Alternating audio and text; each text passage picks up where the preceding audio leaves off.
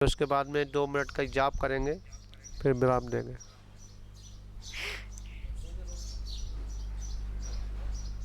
देखिए, एक श्री होती है और एक श्रीम होती है। ये दोनों ही समोषण से संबंधित, मतलब वैभव से संबंधित हैं। धन से श्री जो है गृहस्थ धर्म में उसको लिया जाता है, जिससे श्री का जाप करने से, श्री का चिंतन करने से लक्ष्मी प्रसन्न होती है। और जहाँ श्रीम का जाप किया जाता है तो वहाँ केवल ज्ञान जो लक्ष्मी है वह प्रसन्न होती है। अब यहाँ ये बात आई है, जैसे श्री आने पर सब बदल जाते हैं, क्योंकि जब श्री आती है तो चाल ढाल सब बदल जाती है। जब पैसे जिसके पास आ जाए तो वो उसकी बोली भी चेंज हो जाती है, बैठक भी चेंज हो जाती है, और उसके चाल भी बदल जाती है, और उसके तन पे जो कपड़े हैं वो भी बदल जाते हैं।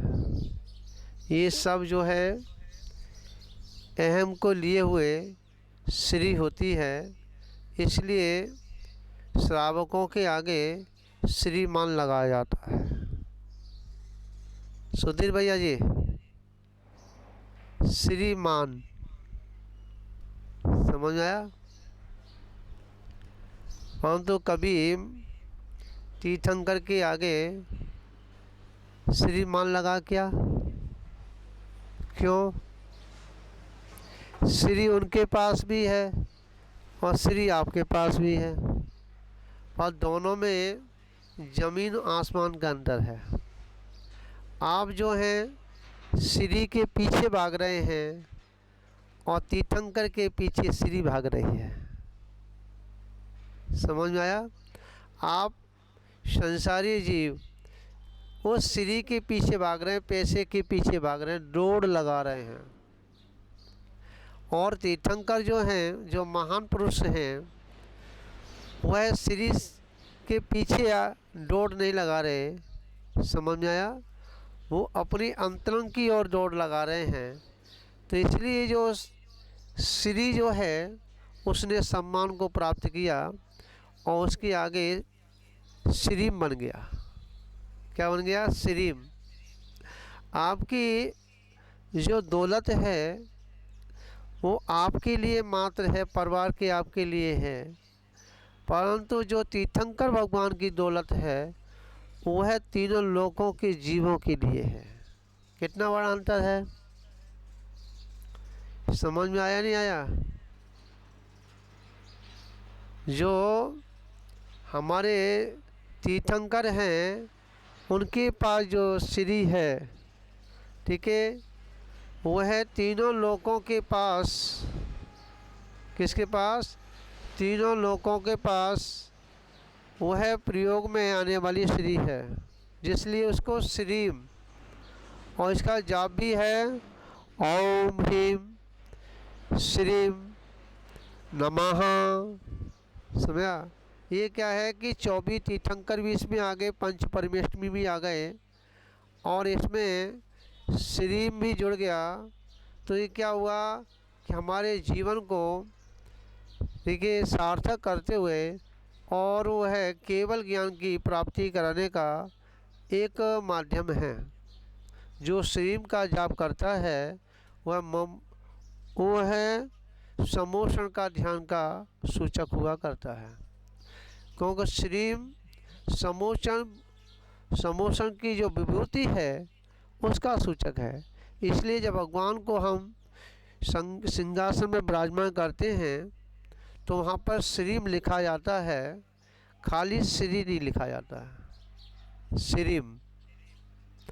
और जब साधारण व्यक्ति के सिर पे जब संस्कार किए जाते हैं तो वहाँ श्री बना जाता है, श्री नहीं बनाया जाता। ठीक है, आपने देखा होगा जिस समय संस्कार होते हैं तो वहाँ पर जब उसे संस्था पे बैठाया जाता है तो वहाँ पे स्वास्तिक बनाया जाता है, परंतु भगवान के जो बैठने का जो सिंहासन है वहाँ पर श्री लिखा जाता है, श्री लिखा था। विचार करना।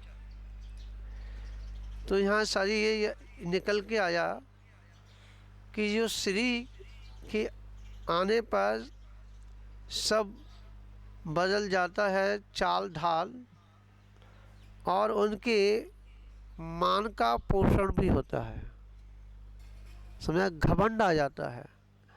परंतु तीर्थंकर के पास जो समोषण लक्ष्मी है, जो वैभव है, उनको घमंड नहीं आता, वे उससे भी अधर रहते हैं, उससे रचते पचते नहीं हैं। परंतु संसारी जीव उस धन से रच पच जाता है, अपनी छाती से लगा के रखता है, और एक उसका धन भी एक प्राण बन जाता है। अगर उसका धन अगर चोरी चला जाए या घाटा पड़ जाए तो वह अपनी मृत्यु को भी प्राप्त हो जाता है, क्या रखना। परंतु यहाँ क्या है, जब तीर्थंकर भगवान का जब अंतिम समय होता है, निर्वाण का समय आता है, जब योग निरोग करते हैं तो वह लक्ष्मी विलीन हो जाती है, ध्यान रखना। क्योंकि जब तक